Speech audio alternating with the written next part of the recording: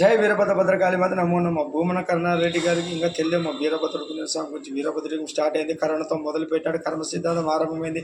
ఇప్పుడు మీరు 151 అనుకుంటే స్వామి ఇచ్చిన మార్కులు 11 అప్పుడే అర్థం కావాలా. ధర్మం ఉంది, దేవుడు ఉన్నాడు కాబట్టి మహాకూటమి విజయం ధర్మమైన పాలనతో 100 రోజుల్లో లిక్కర్ రావట్లను రేట్లు తగ్గించి ఆరోగ్యం కాపాడే మందులు క్వాలిటీ వచ్చినాయి. ఈరోజు ఒక్కొక్క ఇంటికి 5,000 రూపాయలు మిగిలిన సంవత్సరంకి 60,000 దాదాపు 80% తాగుతుంటారు రాష్ట్రంలో. అందరు డబ్బులు మిగిలిచ్చినట్లే.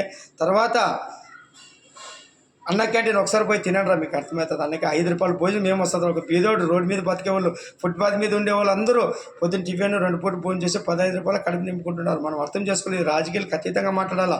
5 రూపాయలకి ఏమొస్తుంది? ఒక టీ రాదు, 10 రూపాయలు టీ అయితే. ఈరోజు అన్నం అదే అన్నం మీరు పెట్టాల్సి ఉంటుంది, మీ పేరు మీద పెట్టాల్సి ఉంటుంది నాన్న. మళ్ళీ దానికి విమర్శలు చేస్తారు.